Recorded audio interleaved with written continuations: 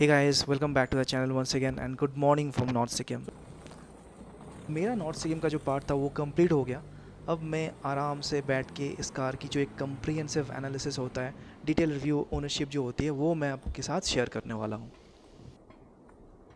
मेरा ऐसा था, आज तक 3 साल हो गया ऑलमोस्ट, तो मैंने इसका कोई भी रिव्यू या फिर ओनरशिप वीडियो नहीं डाला है यूट्यूब पर। रीज़न बीइंग कि मुझे इसको पूरा हाइट पे ले जाना था, उसके बाद ही मैं इसका एक ओनरशिप या फिर रिव्यू में दे सकता था। जब तक मैं कोई व्हीकल को पूरी तरीके से चला ना लूँ, हर तरीके की टेरेन में चला ना लूँ, तब तक कोई रिव्यू या फिर ओनरशिप चीज़ें नहीं बनती है। तो मेरा नॉर्थ सिक्किम का जो प्लान था वो कंप्लीट हो चुका है। हालांकि ये वीडियो जो है बहुत लेट से बन रहा है, पर जो भी मेरा एक्सपीरियंस रहा है हैरियर के साथ वो आप लोग के साथ शेयर करने वाला हूँ, तो बने रहिए इस वीडियो के साथ। वीडियो शुरू करने से पहले एक बेसिक इंट्रो मैं दे देता हूँ। ये कार मैंने ली थी 2021 मार्च में। This is the second facelift of Harrier. इसमें वो गेज़मो टेक्नोलॉजी वाला फ़ीचर कुछ आते नहीं थे उस टाइम, जैसे आयरा हो गया, टीपीएमएस हो गया, वो सब कुछ इसमें था नहीं। जस्ट जो टॉप मॉडल में आता था उस टाइम 2021 में वही है। इसके बाद से आई थिंक अगस्त से थोड़ा बहुत फ़ीचर देना शुरू हो गया था, बट उस टाइम तो कोई बात नहीं। जब मैंने कार लेने के बारे में सोचा तो मेरे पास दो ऑप्शंस थे। ऑप्शंस इन द सेंस, पसंद का जो लिस्ट होता है ना, उसमें हैरियर और कंपस। तो कंपस मैंने लिया नहीं क्योंकि मैं जहाँ पे रहता हूँ वहाँ पे इसकी सर्विस सेंटर है नहीं, तो मुझे जाना पड़ता कुछ 160 किलोमीटर्स वन साइड। मतलब हो गया 160 × 2, क्लोज टू 350 to 400 किलोमीटर्स मेरा आना जाना होता था सर्विस को लेके। तो मुझे ऐसा चाहिए नहीं था, क्योंकि सर्विस एक बहुत अहम हिस्सा होता है। कभी भी कुछ भी ख़राब हो सकती है आपकी कार की। तो अगर एक दिन आने जाने में निकल गया तो सेंस नहीं बनता, उसके ओनरशिप एक्सपीरियंस ख़राब हो जाता है। तो इसलिए आई वेंट विथ हैरियर। और हैरियर में पैसे भी कम लग रहे थे मेरे। मुझे टॉप मॉडल ही लेना था। अगर जीप कंपस लेता तो कुछ उस टाइम कुछ 7 to 8 lakhs डिफरेंस था। तो मैंने सोचा कि चलो कोई बात नहीं, ऐसे दोनों कार मुझे बहुत पसंद है।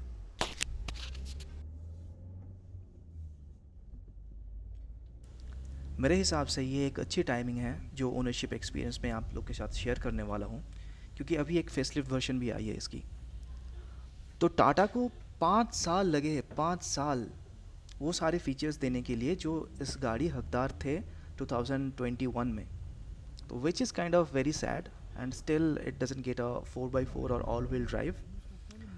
मुझे एक ही चीज़ की अफसोस होती है, काश ये 4x4 या फिर ऑल व्हील ड्राइव के साथ आता, क्योंकि मैं थोड़ा ट्रैवल वगैरह करता हूँ, मुझे पहाड़ में जाने का मतलब एंथुसियाज़म बहुत ज़्यादा है। तो उस सेंस में I really missing this 4x4 और ऑल व्हील ड्राइव फीचर, क्योंकि the car is very capable, the chassis is very capable. और इसमें 4x4 is getting missed out is like disaster to be honest. सबके लिए नहीं है, जो ऐसे ट्रैवल करना पसंद करते हैं उनके लिए तो है ही, बहुत ज़रूरी है। ऑलमोस्ट हर तरह की सिचुएशंस में चलाने के बाद मैं इस वीडियो के थ्रू आप लोग को बताने की कोशिश करूँगा कि आपके लिए कार बेस्ट है कि नहीं 2023 या 24 में। Is it worth buying? Price is very high for this car, right? तो क्या क्या प्रॉब्लम्स आप फेस कर सकते हो, क्या क्या खूबियाँ हैं, क्या क्या कमियाँ हैं, सारी चीज़ मैं डिस्कस करूँगा ताकि आपको दूसरी कोई वीडियोस ना देखने की ज़रूरत हो। और अभी के टाइम क्या होता है, ये जो स्पेशली जो मेन स्ट्रीम मीडिया है, they just talks about all the good things, slight feature, they just boast about it. मेरी कोशिश यही रहेगी कि एक अनबायस्ड रिव्यू मैं आपको दूं ताकि आप डिसीजन सही से ले पाओ। ये कुछ एस्पेक्ट्स हैं जिसके ऊपर ये डिस्कशन होने वाली है। सबसे पहले शुरू करते हैं इसकी जो मेन स्ट्रॉन्ग पॉइंट है, that is the ride quality and the handling. ये कार को बीट करना is very very hard task to be honest.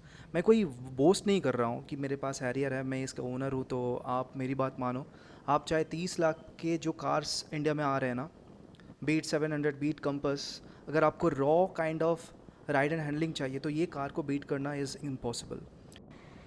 Front में आपको फुल्ली इंडिपेंडेंट सस्पेंशन मिल जाता है, that comes from the land rover. And rear का जो सेटअप है दैट इज़ क्वाइट बेसिक।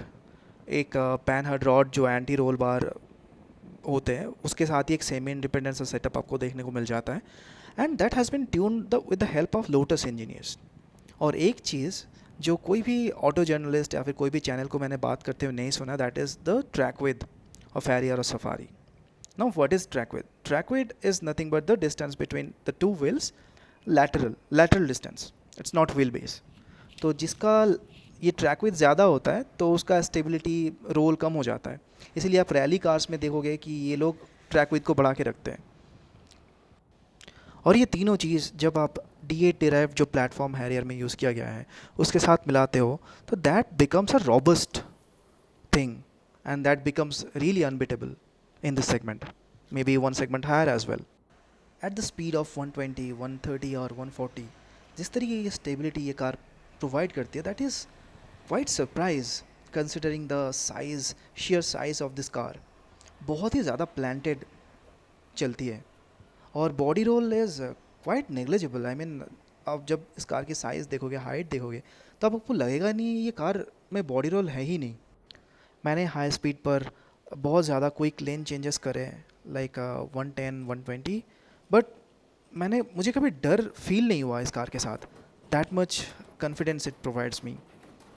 जिस तरीके से ये potholes, small potholes and expansion joints in the high roads, जिस तरीके से ये टैकल करती है ना, आपको कोई दूसरी कार में नहीं मिलेगी। जिस तरीके की रॉ फील ये प्रोवाइड करती है, you cannot get this feeling in any other cars like in XUV 700 and jeep compass.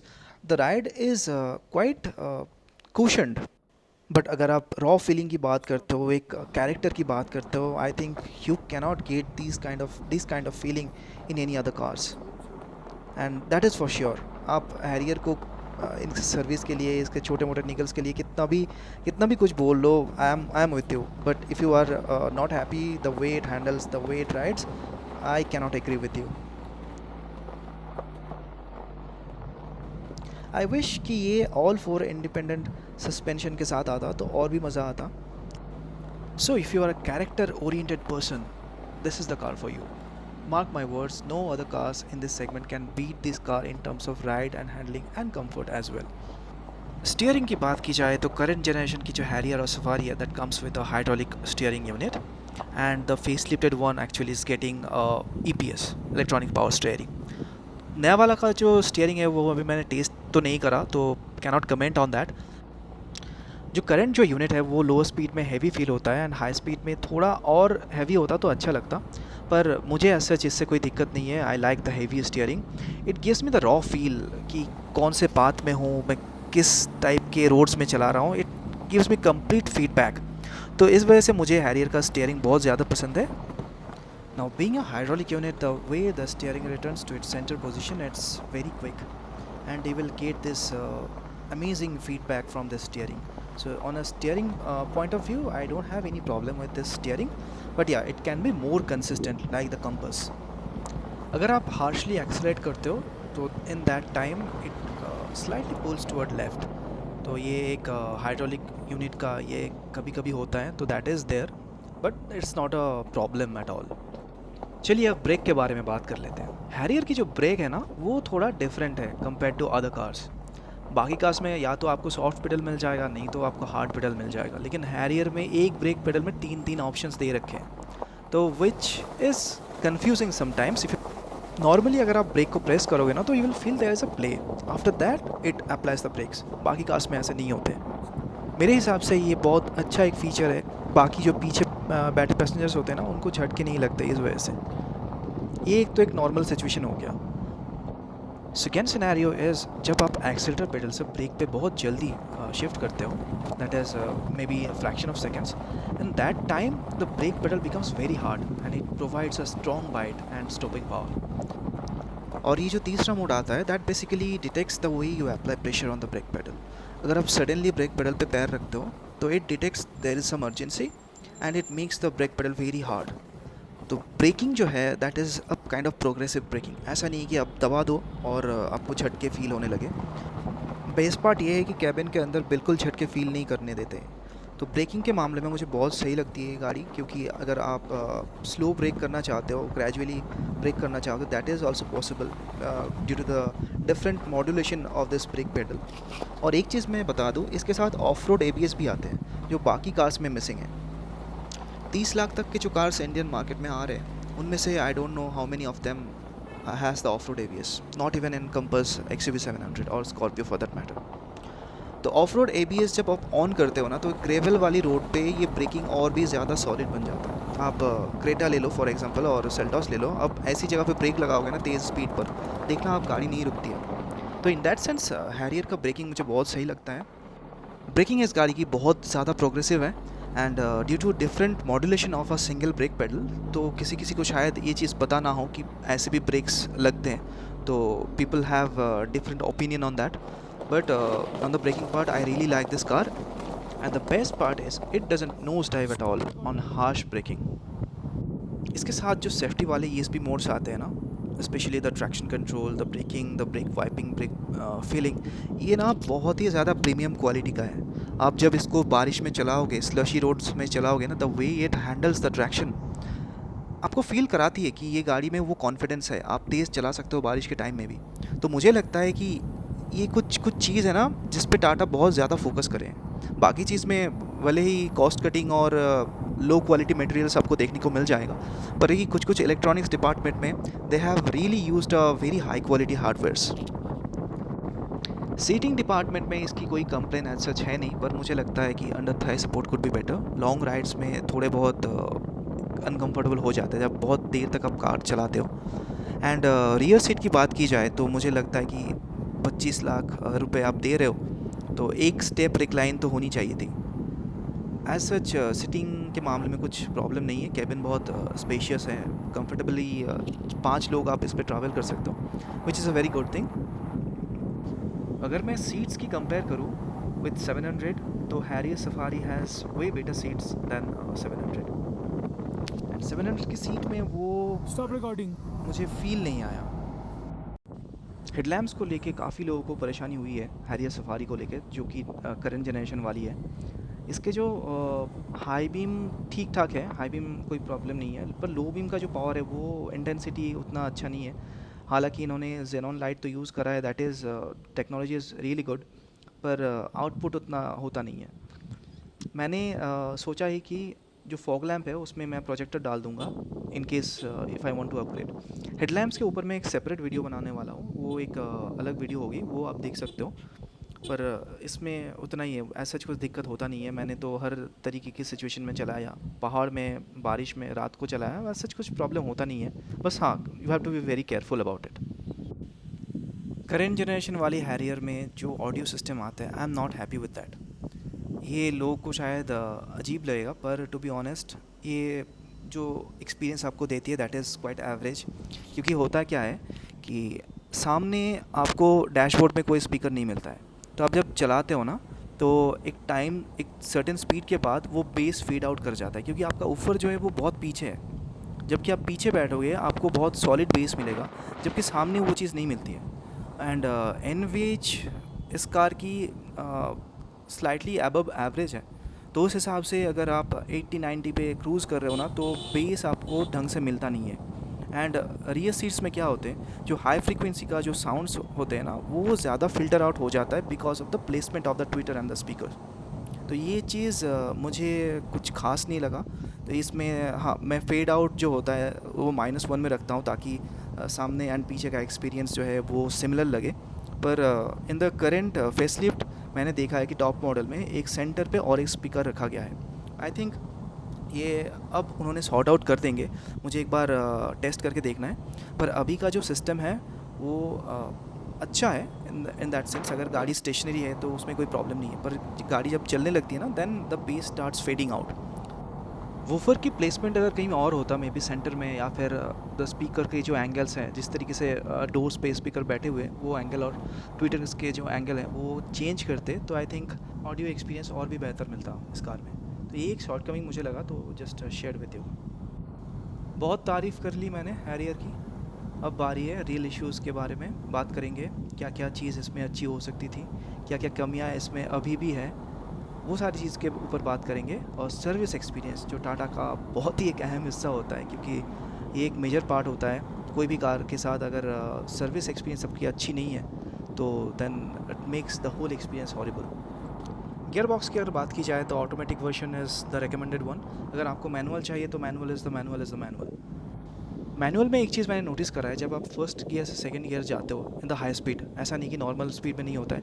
मान लो फर्स्ट गियर में आप 35 टू 40 क्रॉस कर गए, then you try to shift first to second, उसमें एक स्मूथ शिफ्ट नहीं है। बाकी गियर्स में कोई प्रॉब्लम नहीं है, बाकी सारे गियर्स बहुत स्मूथ है, उसमें कुछ इश्यूज़ नहीं है। एंड फर्स्ट गियर में गाड़ी बहुत जर्की फील होती है because of this huge torque in that RPM range. Clutch is really on the harder side and it has a lot of play. Okay, so अगर ये सब चीज़ आपको नहीं चाहिए तो get yourself automatic one. Automatic इस car की बहुत डिसेंट है और it's one of the best automatic in the market right now. ऐसा नहीं है कि बहुत जल्दी शिफ्ट करते हैं, but it gets your job done in the most of the cases. अगर आप मेरी तरह एडवेंचरस हो तो get yourself a manual one, क्योंकि इसमें ऑल व्हील ड्राइव या फिर 4WD नहीं आते, तो manual makes a lot of sense here. Interiors में जो प्लास्टिक की क्वालिटी यूज़ हुई है that is really good quality, but finish is missing. That is the characteristics of all Tata vehicles. आपको कुछ इधर उधर कहीं पे रफ एजेस मिल जाते हैं, specially in the steering. And जो ओवरवीएम के कंट्रोल्स हैं, मुझे समझ में नहीं आता कि आज के डेट में ऐसे ओवरवीएम कंट्रोल्स क्यों बनाते हैं कंपनी। आपको डोर में से आवाज़ आ सकती है, रबिंग जो नॉइज़ है वो आप थोड़ा बहुत टायर ड्रेसर या फिर पॉलिश लगा दो तो वो चल जाता है, या फिर डबल टिप लगा दो तो वो इशू आप रिजॉल्व कर सकते हो। Apart from that there is a slight some buzzing noise that is coming from the infotainment. मैंने टाटा वालों से बात करा है तो वो कह रहे हैं कि ये डैशबोर्ड खोलना पड़ेगा पूरा, फिर इससे और भी ख़राब हो सकता है। तो I started living with that. अगर आप टाटा बाय कर रहे हो ना, कुछ ऐसे इश्यूज़ हैं, you have to live with that. अगर आपकी ऐसी मेंटालिटी है then not a problem. But अगर आपको चाहिए हर चीज़ रेक्टिफाई हो जाए, अभी के टाइम में Tata vehicle is not ready for that. तो ये एक चीज़ आपको ध्यान में रखनी है। और एक इशू ये है, जो ऑल्टरनेट बेल्ट है ना, ऑल्टरनेटर का जो बेल्ट है, टाइमिंग बेल्ट जिसको हम कहते हैं, वो लूज़ हो जाते हैं। मेरा ऑलरेडी एक बार चेंज हो रखा है और कुछ दिन बाद फिर से स्क्वीकिंग नॉइज़, जो रबर का नॉइज़ आता है, वो फिर से आने लगा है इंजन ब्रेक के पास से। So which makes experience really terrible कि आप जब भी 100 के आसपास, जैसे सिक्स गियर में आप 100 के आसपास से पुल करते हो ना, तो आपको एक स्क्वीकिंग सा नॉइज़ आने लगता है। तो that has been reported by multiple Tata Harrier safari users and service centre पे मैं बात कर रखा है, तो वो लोग रिप्लेस कर देंगे। बस ये एक चीज़ है, मतलब एक ओनरशिप एक्सपीरियंस ख़राब होता है इसकी वजह से। That's a totally Tata thing. कहीं जगह पे आपको बहुत अच्छी चीज़ मिल जाएगा और कहीं कहीं जगह पे आपको ऐसी ही चीज़ मिलेगी। पता नहीं इसकी क्वालिटी कंट्रोल डिपार्टमेंट क्या खा के ये सारी चीज़ पास कराते हैं। तो कहीं कहीं कभी कभी लगता है कि टाटा नेवर लर्न्स, ये वैसा का वैसा ही रहेगा। कुछ कुछ चीज़ों ने इन्होंने अच्छा कर लिया तो उसी को बार बार दिमाग में घुमाते फिराते रहेंगे, और जो चीज़ में इनको इम्प्रूवमेंट की ज़रूरत है वो वहीं के वहीं रह जाएगा। तो that's totally a Tata thing. अगर सर्विस एक्सपीरियंस की बात की जाए तो ये हिट एंड मिस है। ये आपको मान के चलना पड़ेगा कि टाटा की सर्विस में जो क्वालिटी टेक्नीशियंस होते हैं ना, वो अभी के टाइम में नहीं है। स्पेशली मैं जहाँ पे रहता हूँ वहाँ पे तो है ही नहीं। तो सर्विस सेंटर वाले मेरे दोस्त बन गए हैं। अब वैसे काम करा लेता हूँ, जो भी जैसा होता है मैं काम करा लेता हूँ। जैसे कभी कभी वो लोग मुझे कम्प्लीमेंट्री सर्विस में एक साइड पूरा पेंट करके दिया था, मतलब नॉर्मल स्क्रैचेस लग गए थे। तो मेरा एक्सपीरियंस ठीक ठाक ही है, और गाड़ी के साथ मेरा एक्सपीरियंस भी अच्छा है क्योंकि कुछ मेजर इश्यूज़ आते नहीं हैं। और आप अच्छा एक रिलेशन अगर सर्विस सेंटर के साथ बना लोगे तो कोई दिक्कत आपको होने वाले है नहीं। 2-3 बार मैंने सर्विस को लेकर इश्यूज़ कुछ हुए थे, तो उसके बारे में मैंने एस्केलेशन रेज़ किया था। तो कोलकाता का जो जोनल हेड है वो मुझसे बात करें एंड मतलब अटेंड करते हैं, आपकी जो इश्यूज़ है ना वो अटेंड करते हैं। एंड टाटा की एक प्रॉब्लम ये है कि ये R&D में ना बिल्कुल फोकस नहीं करना चाहते हैं, ना ही ये इन्वेस्ट करना चाहते हैं। जैसे कि हैरियर में 4WD आनी चाहिए थी यार। अब लैंड रोवर करके चिल्लाते रहते हो, ये है वो है। आप एक ऑल व्हील ड्राइव नहीं दे सकते, सब कुछ तो आपने बाहर से ले लिया, तो आपको जो भी एक काम दिया गया था वो भी आप ढंग से कर नहीं पाए। द इनफेमस नी टकराने का जो इशू है वो आपने अभी तक रिजॉल्व नहीं कर पाए। मतलब ये ऐसा नहीं है कि आप रिजॉल्व नहीं कर सकते, ये होता है कि ना आप कस्टमर्स की फीडबैक जो है वो सुन रहे हो। Tata doesn't care about it कि जो प्रोडक्ट बन गया चलो ये चल रहा है ना तो चलाने दो इसको ये कर देंगे वो कर देंगे, बस हो गया, कलर चेंज कर देंगे। मतलब 25 लाख की कार में रियर में डिस्क ब्रेक नहीं है समझ पा रहे हो आप? अभी तक इन्होंने एक पेट्रोल इंजन नहीं ला पाए। और इनके मैनेजिंग डायरेक्टर की यार बात सुनोगे ना, तो इनको इनको पता है कि डीजल इंजन धीरे धीरे करके बंद हो जाएगा, तो ये पेट्रोल में वो चीज़ नहीं लाएंगे, वो ईवी में लाएंगे। ईवी में 4x4 किसे चाहिए भाई? और जिसे जिसे 4x4 चाहिए वो ईवी लेके जाएंगे पहाड़ में? नहीं जाएंगे। जो बेसिक चीज़ है वो आप दे नहीं पा रहे हो, बस आप बड़ी बड़ी बात करते हो। आपको बस प्रॉफिट कमाना होता है, बस, और कुछ नहीं है। तो ऐसा ही है मेरा एक्सपीरियंस टाटा के साथ। टाटा नेवर लर्न्स, ये मेरी सीख है इस ब्रांड के साथ जुड़ने के बाद। पर प्रोडक्ट अच्छी है, प्रोडक्ट में दम है, एज सच कोई इशू नहीं है।